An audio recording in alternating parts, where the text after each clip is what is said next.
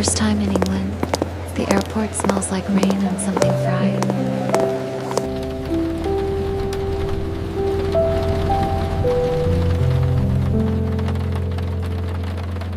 The houses here are painted like someone decided gray was a choice, not a requirement.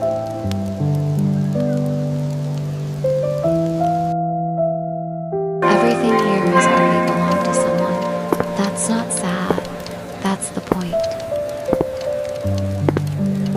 Small room, big window, perfect view of a red brick wall. I'll make it work. It started raining before I unpacked.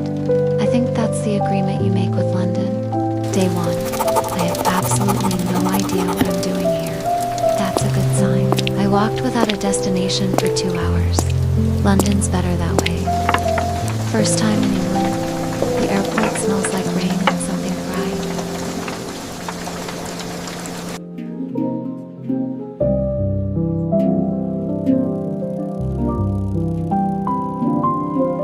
I expected London to be grey and quiet, but Notting Hill was a riot of color, a celebration born from past struggles, proving that joy, sometimes, is the loudest form of resistance.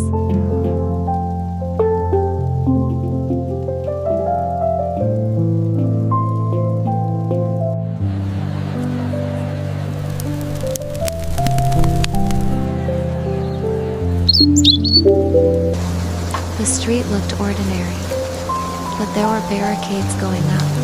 Something was coming. Tomorrow, whatever that means here.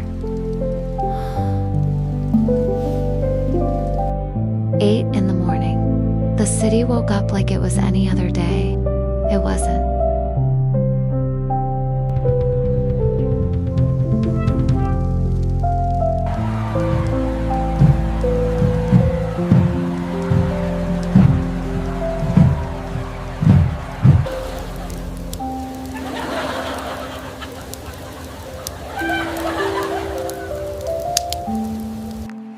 It wasn't music playing at people. It was music made by people. In the street. For the street. I didn't dance. I didn't know how yet. But my feet moved on their own. Someone was grilling chicken on the sidewalk, and the smoke smelled like another continent.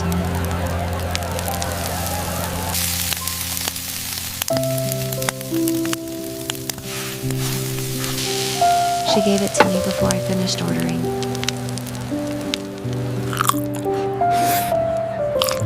The sweet and spicy smoke of jerk chicken filling the streets. It's more than just a recipe. It's a story of survival, passed down through generations, meant to be shared. Moving like a wave tonight, everything feels soft and right.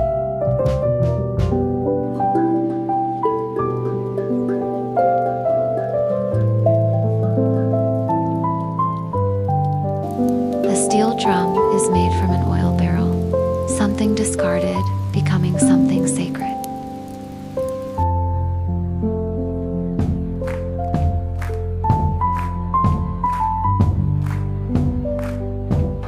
A little girl in a yellow feather costume ran past me. She was maybe 4 years old. She had absolutely no doubts.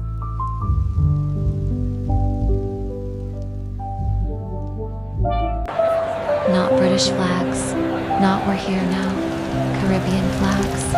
We brought ourselves here too. There was a woman, maybe 70, dancing alone with her eyes closed. That's what 40 years of Carnival looks like. I didn't move. I thought, I'm watching something real. I wanted to stay inside it. He was maybe 6 feet tall. The costume was 12. He moved like he'd been wearing it his whole life. The Moz bands aren't just wearing costumes. They are carrying history. Every bright feather, every bead, is a tribute to ancestors who were once forbidden to dance.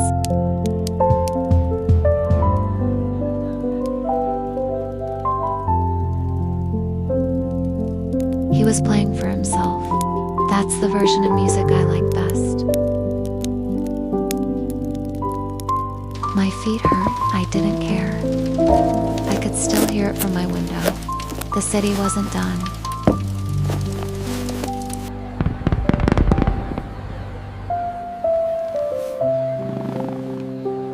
The steel pans were left out on the street. They looked like they were still listening.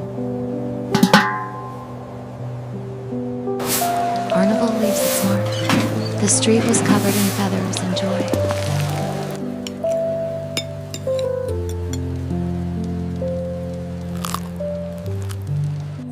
His shop was the size of a large closet. It was full of every color I'd seen at Carnival. She smiled when I told her what I'd seen. I think I'd described a postcard.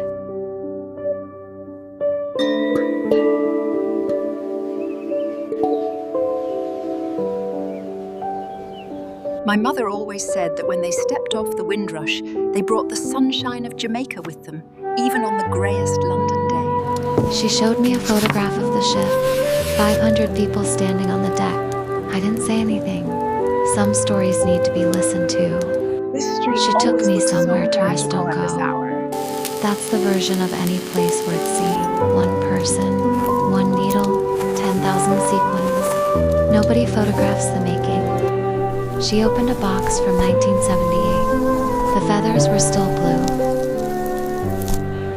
13 years old and my grandmother dressed me for my first Mass. She said, "Walk like you own the street." I did. It wasn't a street party. It was a declaration. I'd been watching the wrong thing. Monday, Grand Parade. I'd seen the opening act. Now I understood the main event. She was completely different and completely hurt. She showed me the hip movement once. I tried. She laughed. That's also how culture gets shared.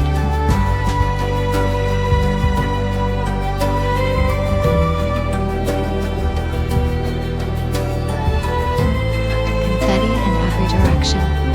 I stopped trying to take pictures. The confetti landed in my hair. I didn't brush it out.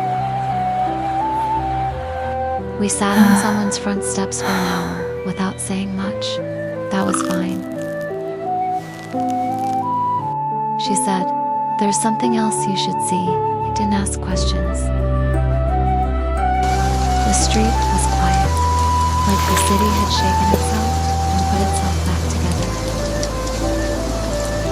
I wrote for 2 hours without stopping. Some of it was about Carnival. Most of it was about Miriam's grandmother. The Windrush Generation crossed an ocean to rebuild a country that didn't always welcome them. They brought their resilience and planted roots that forever changed the soil of Britain. November 5th. The date is written in the way that suggests it's been written a very long time. 1605. A man named Guy Fawkes tried to blow up Parliament. From up here, London looked manageable, like a painting of itself.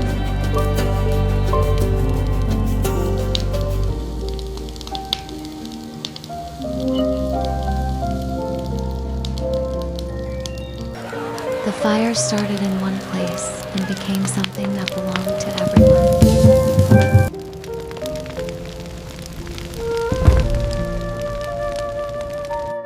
I've sat in front of fires before.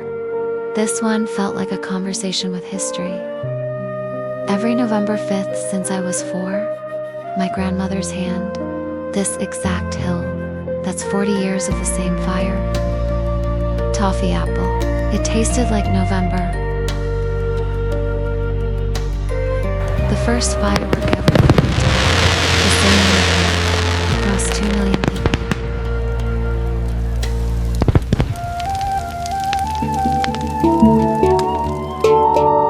I've seen fireworks before, but this was the first time I felt like the fireworks were for me.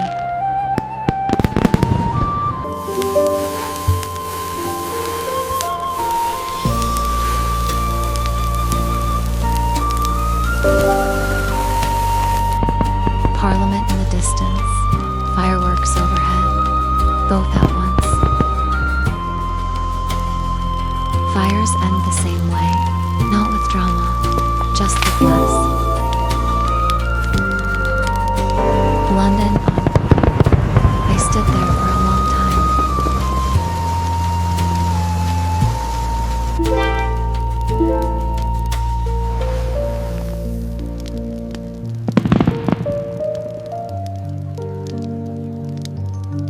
beautiful night, isn't it, Miriam? Full of possibility. But what happens when the fire goes out?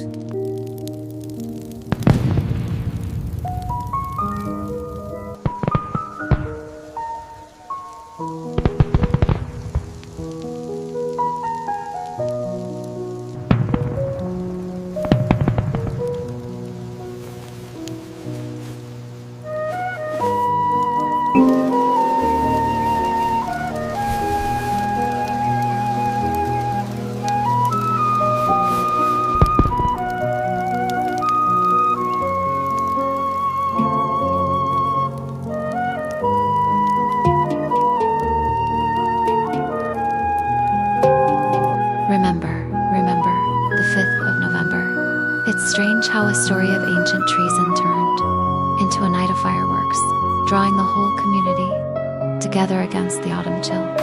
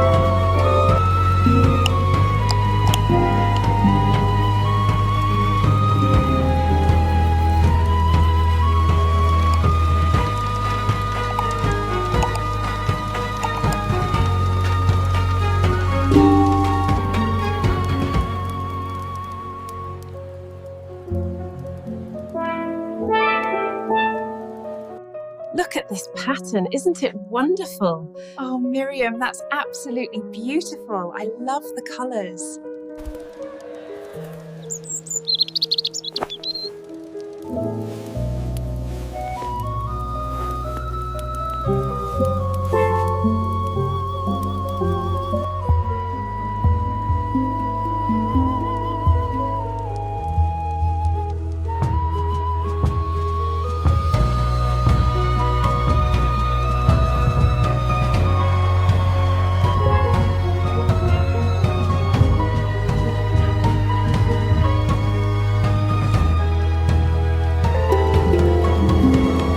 The steel pan house.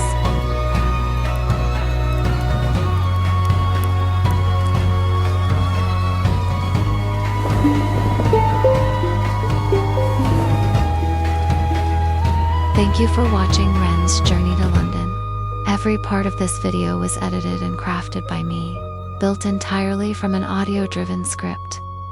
I spent over 2 hours just choosing the right transitions, and dozens of hours refining Wren's hair, outfits, and small details. This film is created with AI, yes, but AI is only a tool. 80% of what makes this video complete comes from human hands.